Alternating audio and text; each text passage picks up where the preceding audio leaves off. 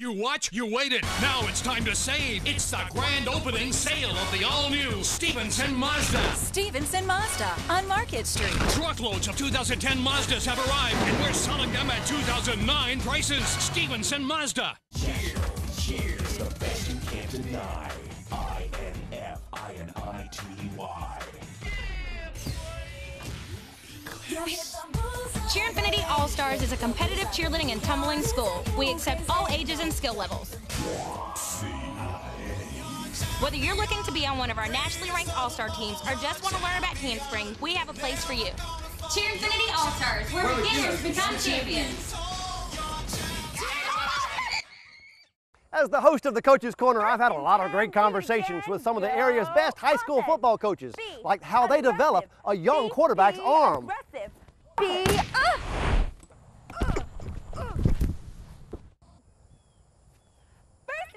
It's all in the wrist. High school football is here. John Rendelman is on top of his game with the Coach's Corner. Highlights, on-set interviews with area coaches, game analysis, music videos, and more every Sunday morning at 11:30 only on WWAY TV3. During the grand opening sale at Stevenson Mazda, buy 2010 Mazda CX-7s for $21,990. New Mazda 3s for $179 a month. And every Mazda comes with our lifetime warranty. Stevenson Mazda on Market Street. Welcome back to the Cape Fear Sports Report. I'm Jim Clark. This is brought to you by the Stevenson Automotive Group, and we are at Francesco's. And joining me as he does each week, Joe Messeri, AP Rookie of the Year. Excited this week to pick some games. We were on a roll last week. Let's keep it going. All right, let's start it off as we head into Week 12. The Panthers, coming off a lousy performance last week against Miami, head up to the Jets to take on New York, Mark Sanchez, and a whole bunch of turnovers lately. Last week we talked about how they have to run the ball, the Panthers. That's the key to their success. They throw the ball about 40 times against Miami, and they end up losing the game. With D'Angelo Williams and Jonathan Stewart, they have to stick to that running game. They've been beat up a little bit on defense. It seems like every time they start to get on a roll, all of a sudden somebody gets injured, and then the defense gives up a couple points. Ricky Williams had a big day against them. They're going up against one of the best run offenses in the league with Thomas Jones and Sean Green, the rookie out of Iowa, having a good year for the Jets. I think what it's going to come down to is which quarterback turns the ball over less in this one. You've got Mark Sanchez throwing interceptions, forcing balls, the young rookie. And Jake Delhomme's been pretty good as of late in controlling the ball. I think that's going to be the difference. I think the Panthers can go up there and get a win this week. I'm hoping so, because they absolutely need it. If they have any hopes of making the playoffs, the Panthers have to win this week. Pittsburgh and Baltimore. Big game on Sunday night. A little question about Roethlisberger. Should he play? Should he not play? I mean, that's the question this week. If he plays, they're a different team. Right now, they're throwing the ball, which is not part of Pittsburgh's tradition. Usually, they're a running team. This is one of the hardest-hitting rivalries in the NFL, Pittsburgh-Baltimore. When it comes to Roethlisberger playing, he says he wants to play. They've had doctors look him out. They say it's concussion-like symptoms. Yeah, exactly. Is we know the what terminology. That means. I mean, I think that means he had a concussion. And with all the attention being paid to concussion this year, I think they're going to wait and see. I think they said a game-time decision. That being said, they're not the same team without him. If he doesn't play, there's no way the Steelers have a chance in that game. And no Charlie Batch to fall back on either. Right. He broke his arm, I believe, in the game overtime against an inexplicable loss to Kansas City. So I think on that one, if Roethlisberger plays, Pittsburgh finds a way to win it. If he doesn't play, which might be in his best interest, but not the best interest of the team, I think Baltimore will find a way to win that one. I think it's close. I take Baltimore straight up either which way. Houston and Indy.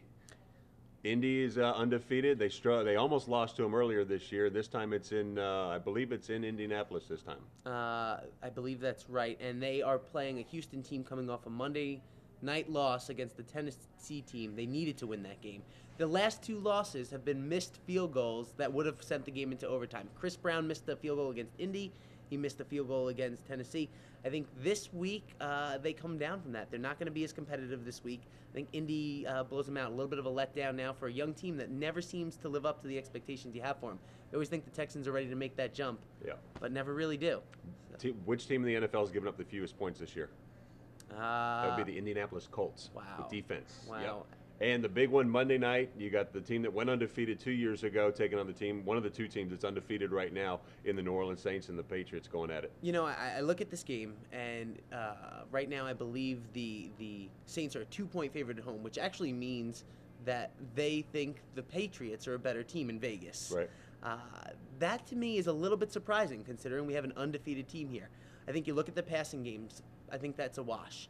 I think the offenses, you got a little bit better running game with New Orleans, actually. They have 3 backs deep. I don't know if Reggie Bush is going to be playing yet, but those 3 backs give them a better running game.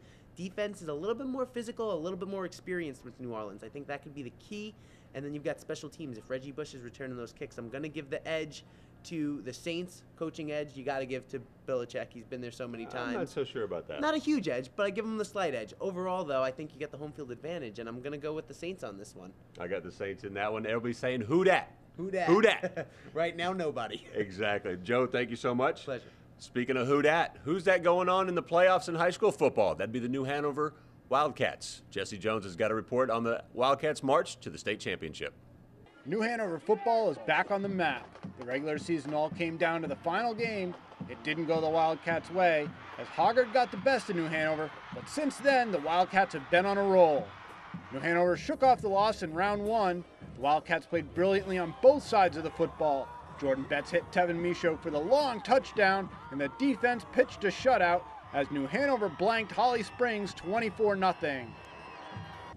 Round 2 wound up being a double overtime thriller, and New Hanover prevailed in a classic high school football game behind the running of Tevin Michaud and the foot of Nick Esquire as he hit the game-winning field goal, giving New Hanover a 26-23 win over Pine Forest. Friday night, New Hanover kept the dream alive in round 3.